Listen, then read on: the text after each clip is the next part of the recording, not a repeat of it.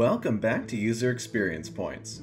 This week I left Swords and Sorcery behind to visit Sucker Punch's lovely rendition of Seattle and talk about inFAMOUS, Second Son. Second Son is a more digestible alternative to the somewhat bloated nature of modern open-world video games. This is best represented by the game's many examples of excellent UX design, only occasionally undermined by some otherwise solid attempts to tie the game world to the UI itself. So let's dive right on in.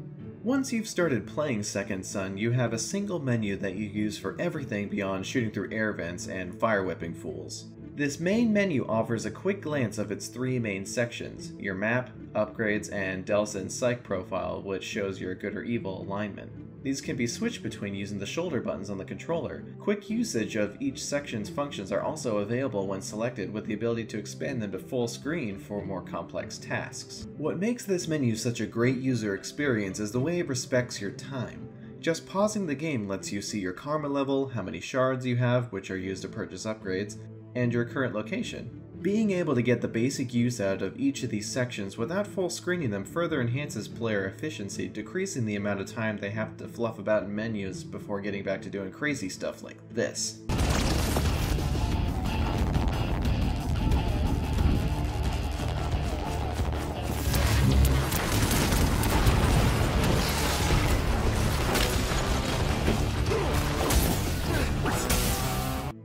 Second Son's map is excellent at providing information to the player. Side activities and zones still controlled by the DUP, the bad guys, are clearly marked thanks to the UI's eye-catching orange-gray contrast and a lovely sidebar that functions as both a legend and a quick glance at the status of all the side missions in whatever area you're looking at.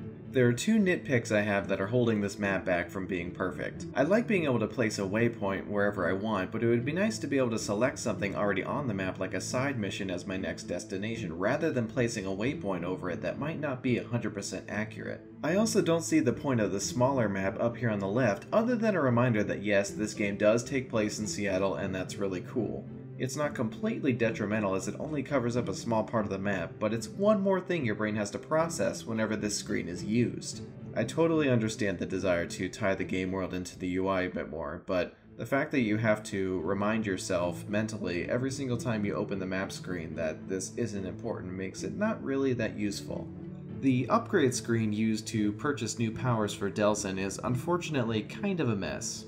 Though I will say visually it has some nice graphic design sensibilities and a great use of visual hierarchy to show upgrade chains. I appreciate the rationale behind putting all the upgrades on one screen instead of further complicating things like putting each power's upgrades in their own tab or something, but better indication of where everything is while you're scrolling around would help this menu a lot. It's easy to get lost. The skill tree structure doesn't quite work here as well, since each level in the tree decreases in size to the point where many skills are just too hard to read, requiring you to select them to see what they're even called. The way orange outlines are used to show an upgrade's prerequisites is a nice touch though. It's not a bad menu, and again it does look really cool, but probably could have used one more pass on usability.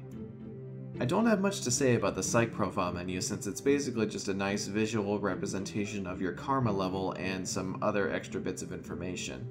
So let's talk about the menu's fourth section, Options. The Options menu covers all actions the player needs to take outside of the more immediate gameplay affecting tasks like checking the map or buying a new power, so it's given secondary placement at the bottom of the screen behind a button prompt. This menu has some of the smartest UX design in the entire game. The main cool thing here is the way you interact with each option is made crystal clear on the right side of the menu, whether it's informing you what button to press, what option is selected on toggles, meters representing audio or brightness settings, or how you actually use photo mode once you enable it. The extra screen real estate provided by the simple vertical menu is also effectively used to show the controller's button mappings for quick reference. I also like the way that changing the time of day doesn't take you out of this menu, allowing further tinkering with the game's settings while you wait for the game world to reload. It's always nice when you can tell that usability was considered even in a seemingly unimportant menu like this one, though I personally would argue it's important enough that it could have been at the same level as the map and upgrade screen, with the player being able to quickly tweak options or change the time of day, then maybe expand it to full screen to see the button mappings.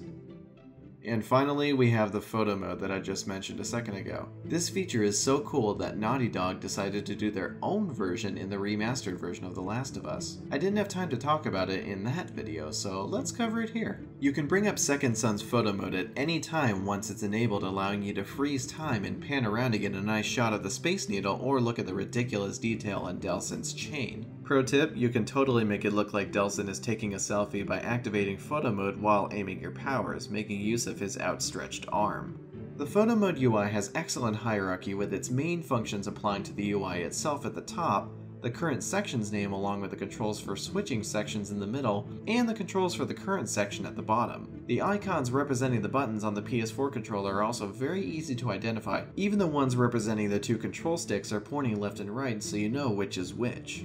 Once you're happy, you can hide the photo mode UI and hit the share button on the controller to let the PS4's fantastic content sharing flow take over to upload your new masterpiece to Facebook or Twitter.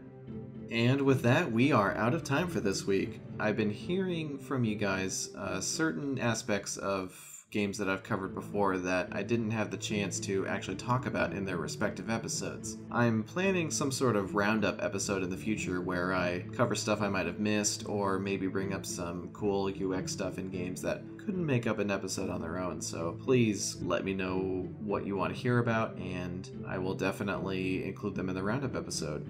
So with that, I'll see you all next week.